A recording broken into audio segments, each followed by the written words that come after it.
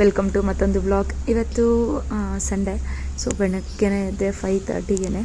Sunday ಅಂದರೂ ಕೂಡ 5:30ಗೆ ಎದ್ದೇಳೋದಂದರೆ ತುಂಬ ಕಷ್ಟ. ಬೇರೆ ದಿವಸ ಹೆಂಗೂ ಆರಾಮಾಗಿ ಎದ್ಬಿಡುತ್ತೆ. ಸಂಡೇ ಹೊತ್ತು ಎದ್ದೇಳಬೇಕಂದ್ರೆ ಏನು ಕೆಲಸ ಇಲ್ವಲ್ಲ, ಮಗು ಸ್ಕೂಲ್ಗೆ ಹೋಗೋಷ್ಟಿಲ್ವಲ್ಲ, ಯಾರಪ್ಪ ಎದ್ದೇಳೋರು ಅನ್ನೋ ಥರ ಇರುತ್ತೆ.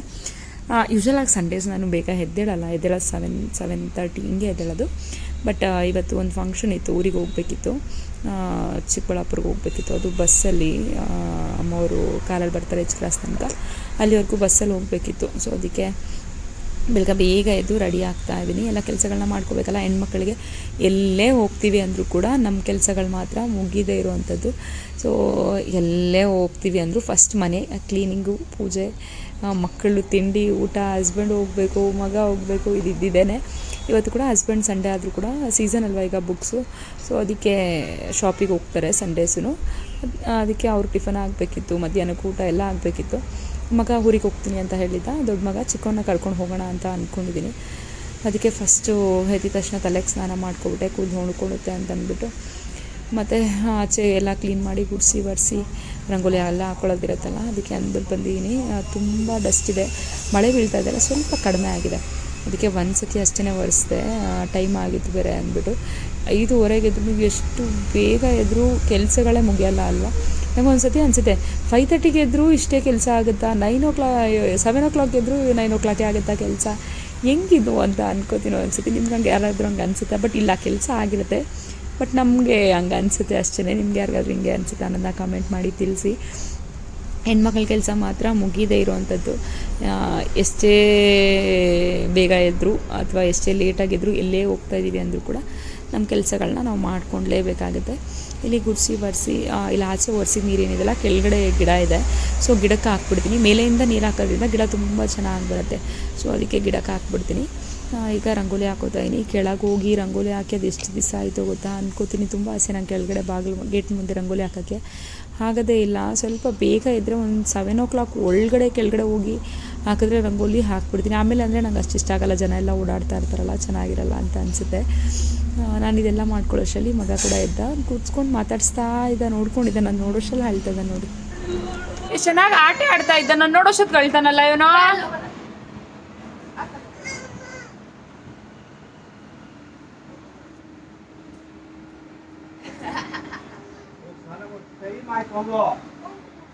ಈಗ ಟಿಫಿನ್ ಮಾಡಬೇಕು, ಹೊರಗಡೆ ಕೆಲಸ ಮುಗಿತೀವಿ, ಮನೆಗೆ ಒಳಗಡೆ ಕಸ ಮುಗಿಸ್ಬೇಕು, ತುಂಬ ಕೆಲಸ ಇದೆ. ಎಷ್ಟು ಬೇಗ ಇದ್ರೂ ಆಗಲ್ಲ ಕೆಲಸ. ವೈಟ್ ಹಾಸ್ಪಿಟಲ್ ಕೂಡ ಬಿಟ್ಟಿದೆ, ಅದು ಹಳಕ್ಕೆ ತುಂಬ ಟೈಮ್ ತಗೊಳುತ್ತೆ.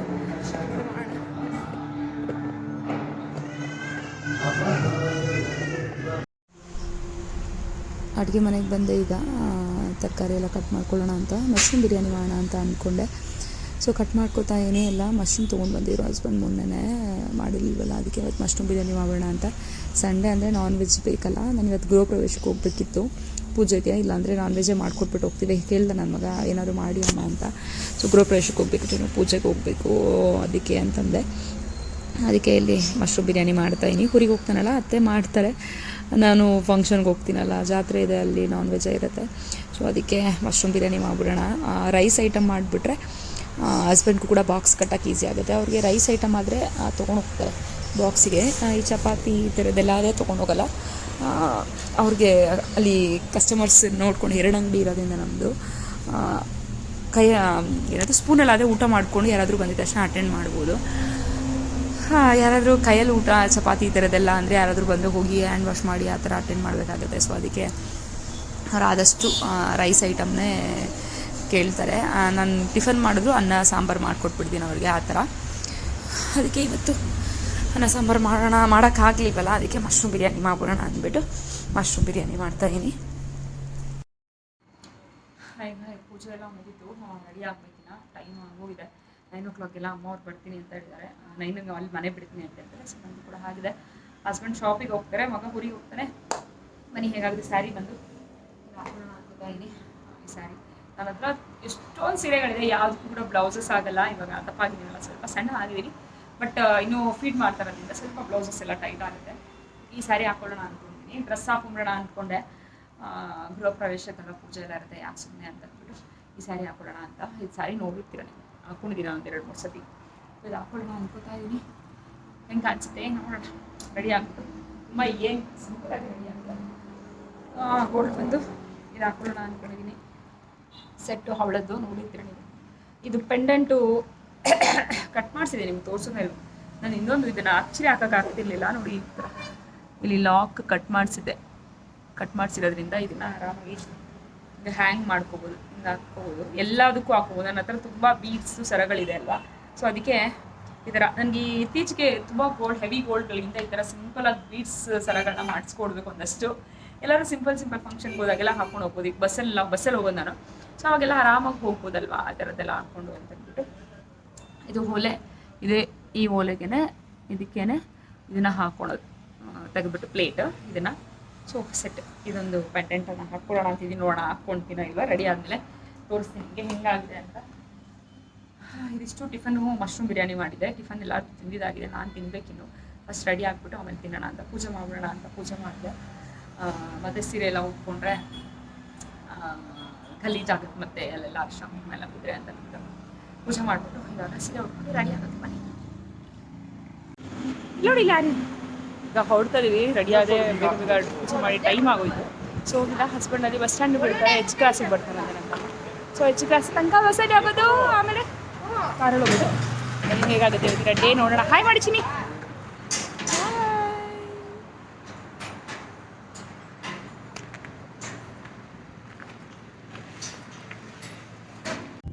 ಬಂದ್ವಿ, ಮಲಗಿದ್ದಾರೆ. ಅಲ್ಲತ್ತೆ ಇನ್ನು ವಾಪಸ್ ಮನೆ ಹೇಳಿ ಹೋಗಿ ಮಾಡ್ತಾ ಈ ರೋಡಲ್ಲಿ ಓಡಾಡಿ ಆಗ್ತಾ ಇದೆ.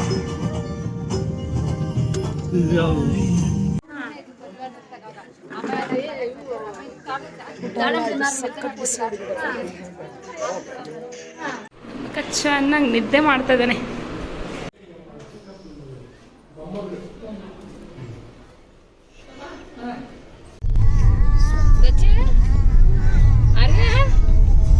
ಅಜ್ಜಿ ಕುಕ್ಕ ಕೊಡ ನೋಡು, ಅವನು ಕುಮ್ಮ ಕೊಡ್ತಾನೆ, ನೀನು ಕೊಡು ಕೊಡ ಬಂಗಾರ. ಈಗ ಗೃಹ ಪ್ರವೇಶ ಮುಗಿಸ್ಕೊಂಡು ಜಾತ್ರೆಗೆ ಬಂದಿದ್ದೀವಿ. ಗಂಗಮ್ಮ ಜಾತ್ರೆ ಅಂತೆ. ಯಾವ್ರೆ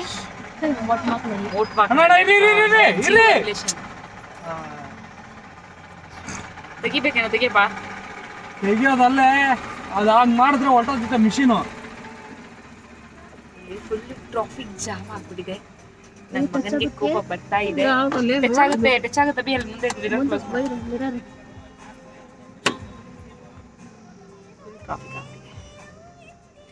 ನಿಲ್ಸಕ್ಕೆ ಜಾಗ ಇಲ್ಲ. ಈ ರೋಡ್ ನೋಡು ಹಿಂಗಿದೆ, ಅಲ್ಲಿ ಮುಂದೆ ಸುಮ್ಮನೆ ಹಾಕಿರ್ತಾ ಇದ್ದ. ಅವ್ರು ಯಾರೋ ಮನೆಗಳು ಅಮ್ಮ ನೋಡ್ಕೊಂಡು ಕಷ್ಟ ಆಗ್ಬಿಟ್ಟು ಅವ್ರು ಯಾರೋ ಪಾರ್ಕಿಂಗ್ ಮಾಡಿದ್ರು, ಅವ್ರ ಮನೆ ನಿಲ್ಸಕ್ ಹೋಗೋ ನೋಡ.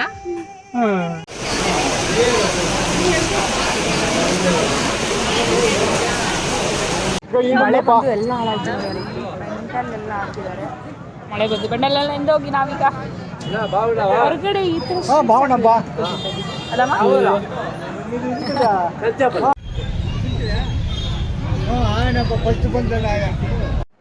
ಊರಿಂದ ಬಂದ್ವಿ. ಟೈಮ್ ಬರೋಷ್ಟಲ್ಲಿ 9:30 ಆಗಿದೆ. ಸೊ ಸಿಕ್ಕಾಬಿಟ್ಟೆ ಮಳೆ. ಚಿಂತಾಮಣಿ ಅಂತೂ ಎಷ್ಟು ಜೋರು ಮಳೆ ಗೊತ್ತಾ. ಚಿಕ್ಕಬಳ್ಳಾಪುರದಿಂದ ಫಂಕ್ಷನ್ ಗೃಹ ಪ್ರವೇಶ ಮುಗಿಸ್ಕೊಂಡು ಚಿಂತಾಮಣಿಗೆ ಹೋದ್ವಿ ಊರ ಬಗ್ಗೆ. ಸೊ ಅಲ್ಲೂ ಜೋರು ಮಳೆ. ನಾನು ಕ್ಲಿಪ್ಪಿಂಗ್ಸ್ ಏನು ತೊಗೊಳಕ್ಕಾಗಲ್ಲ, ಸ್ವಲ್ಪ ಕ್ಲಿಪ್ಪಿಂಗ್ಸ್ ತೊಗೊಂಡಿದ್ದೀನಿ, ಅದನ್ನೇ ಹ್ಯಾಂಡ್ ಮಾಡ್ತೀನಿ ನೋಡಿ. ಹ್ಯಾಂಡ್ ಮಾಡಿದ್ದೀನಿ. ಅಲ್ಲಿಂದ ಚಿಂತಾಮಣಿಗೆ ಬಂದು ಬಸ್ ಸಿಕ್ಬಿಟ್ರ, ಜೋರು ಮಳೆ. ನಾನು ಅಪ್ಪನ ಕೂಡ ಕರ್ಕೊಂಡು ಬಂದೆ. ಅಲ್ಲಿ ಅವರು ಧರ್ಮಸ್ಥಳಕ್ಕೆ ಹೋಗ್ತಿದ್ರು ನಾಳೆ ಬೆಳಗ್ಗೆ. ಆ್ಯಕ್ಚುಲಿ ಇಲ್ಲಾಂದರೆ ಕರ್ಕೊಂಬಂದು ಬಿಡ್ತಿದ್ದ ಪಾಪ, ಅವನಿಗೂ ಟೈಮ್ ಇರಲಿಲ್ಲ. ಟೈಮ್ ಜಾಸ್ತಿ ಆಗಿಬಿಟ್ಟಿತ್ತು. 6:30 6:40ಗೆ ಚಿಂತಾಮಣಿ ಬಸ್ ಸ್ಟ್ಯಾಂಡಿಗೆ ಬಂದವು ನಾವು. ಬಸ್ಸೇ ಬಂದಿಲ್ಲ ಗೊತ್ತಾ. 7:30ಗೇನೋ ಒಂದು ಬಸ್ ಬಂತು. 7:30ಗೆ ಫುಲ್ ರಶ್ಶು ಬಸ್ಸು. ಅಪ್ಪ ಅಮ್ಮ ಈ ಬಸ್ಸಿಗೆ ಹೋಗೋದೇ ಬೇಡ, ಬಂದ್ಬಿಡು, ನಾವು ನಿಧಾನಕ್ಕೆ ಹೋಗೋಣ ಅಂತಂದರು. ಸರಿ ಅಂತ ಅಂದ್ಬಿಟ್ಟು ಬಂದುಬಿಟ್ವಿ. ಇದ್ಬಿಟ್ವಿ ಅಲ್ಲೇ. ಆಮೇಲೆ ಬಸ್ ಬಂದಿದೆ ಲೇಟು. ಮನೆಗೆ ಅಲ್ಲಿಗೆ ಬಂದು ಅಲ್ಲಿಂದ ಆಟೋಲ್ಲಿ ಬಂದ್ವಿ ಬಸ್ ಸ್ಟ್ಯಾಂಡಿಂದ. ಬಂದು ಡ್ರೆಸ್ ಎಲ್ಲ ಚೇಂಜ್ ಮಾಡಿ ಮುಖ ಒಂದು ಸ್ವಲ್ಪ ತೊಳೆದು ಕೂತ್ಕೊಂಡೆ. ನನ್ನ ಮಗ ಒಂದು ಸ್ವಲ್ಪ ಪಾಪ ಗಲಾಟೆ ಮಾಡ್ಬಿಟ್ಟ ಬಸ್ಸಲ್ಲಿ. ಎಲ್ಲ ಬಿಸಿ ಕೂರಿಸಿದ್ದೀನಿ. ಹಾಯ್ ಮಾಡ್ಕೊಬಿಟ್ಟಿದ್ದ ಪಾಪ. ಬಂದು ಅವನ್ನೆಲ್ಲ ಕ್ಲೀನ್ ಮಾಡಿ ಅವ್ನು ಡ್ರೆಸ್ ಹಾಕ್ಬೇಕಿನ್ನ. ಬ್ಲಾಗ್ ಕೂಡ ಎಂಡ್ ಮಾಡಿಲ್ಲ, ಏನೋ ವ್ಲಾಗೇ ಮಾಡಿಲ್ಲ ಬಿಡಿ. ಇವತ್ತು ಏನೋ ಅಂದ್ಕೊಂಡು ಹೋಗ್ತೀನಿ. ಮಕ್ಕಳು ಇಟ್ಕೊಂಡು ಏನೂ ಮಾಡೋಕ್ಕಾಗಲ್ಲ. ಬಂಗಾರಿ ಆಯ್ ಆಯ್ ಬಾಯ್. ಅಡುಗೆ ಹಸ್ಬೆಂಡ್ಗೆಲ್ಲ ಏನೂ ಬೇಡ ಅಂತೆ ಪಾಪ. ಹಸ್ಬೆಂಡು ಮತ್ತು ಮಗ ಇಬ್ಬರು ಊರಿಗೆ ಹೋಗಿದ್ರು. ಹಸ್ಬೆಂಡ್ ಅಂಗಡಿಗೆ ಹೋಗಿದ್ರು, ಮುಗಿಸ್ಕೊಂಡು ಊರಿಗೆ ಹೋದ್ರಂತೆ.